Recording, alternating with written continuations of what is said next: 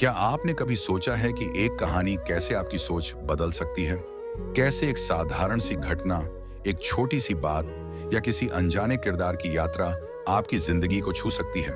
Stories YouTube channel आपको लेकर आता है ऐसी ही कहानियां, सच्ची भी, कल्पनाओं से भरी भी, डरावनी भी और प्रेरणादायक भी। यहाँ हर कहानी सिर्फ सुनाई नहीं जाती, बल्कि महसूस कराई जाती है। एक अच्छी माँ और बेटा, हिंदी कहानी, लगभग 1000 शब्दों में। गांव रामपुर में एक विधवा माँ सरला अपने इकलौते बेटे अभय के साथ रहती थी। सरला एक साधारण पर बहुत मेहनती और समझदार महिला थी। पति की मृत्यु के बाद उसने अपने बेटे की परवरिश अकेले की थी। खेतों में मजदूरी करके उसने अभय को पढ़ाया लिखाया। अभय बचपन से ही समझदार, विनम्र और मेहनती था।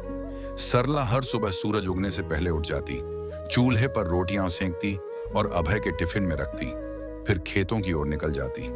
अभय स्कूल जाता, अच्छे नंबर लाता और माँ की मेहनत को हमेशा याद रखता। समय बीता, अभय ने हाई स्कूल में टॉप किया।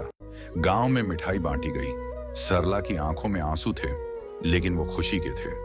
उसे याद आया जब वो अभय के लिए रात में दिया जलाकर पढ़ने बैठी रहती थी, क्योंकि बिजली नहीं आती थी। एक दिन स्कूल से लौटते समय अभय माँ से बोला, माँ, मैं अब कॉलेज जाना चाहता हूँ, बड़ा आदमी बनना चाहता हूँ। सरला ने प्यार से उसके सिर पर हाथ फेरा और कहा, बेटा, तू जो भी बनना चाहता है, मैं तुझे रोकूंगी नहीं।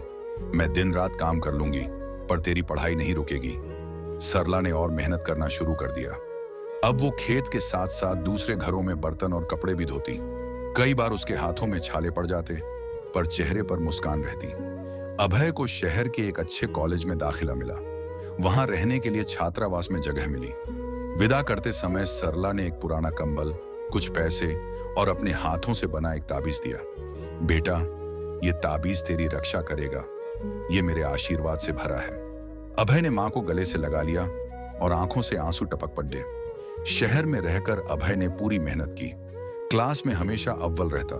मां से हर हफ्ते पत्र लिखता और पूछता कि मां, तू थकती तो नहीं, खाना ठीक से खा रही है ना? सरला हर बार जवाब देती, मैं ठीक हूं बेटा, तू पढ़ाई कर, मैं यहां संभाल लूंगी सब कुछ। 4 साल बीत गए। अभय ने इंजीनियरिंग की डिग्री टॉप करके हासिल की।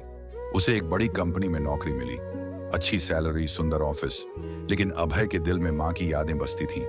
उसने मां को फोन किया, मां, अब तू काम मत करना, मैं तुझे अपने पास शहर ले आऊंगा, तू आराम कर, अब तेरा बेटा कमा रहा है। सरला की आंखें भर आईं। बेटा, तूने मेरी जिंदगी की तपस्या सफल कर दी। कुछ दिनों बाद अभय अपनी मां को लेने गांव आया। अब वो मोटरसाइकिल पर आया था। पूरे गांव में चर्चा थी, सरला का बेटा बड़ा अफसर बन गया।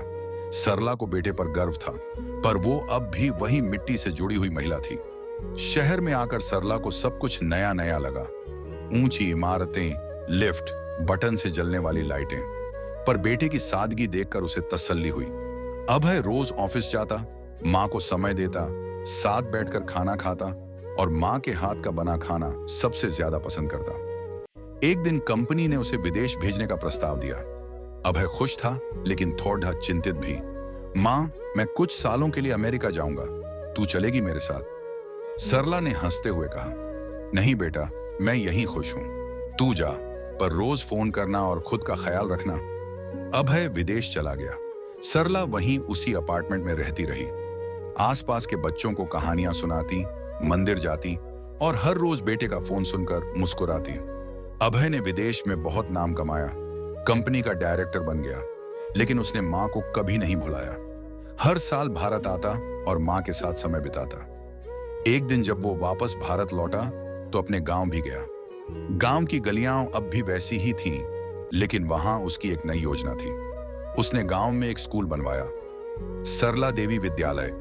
उसने उद्घाटन में कहा, इस स्कूल का नाम मेरी मां के नाम पर है, जिनकी मेहनत, त्याग और प्रेम ने मुझे यहां तक पहुंचाया।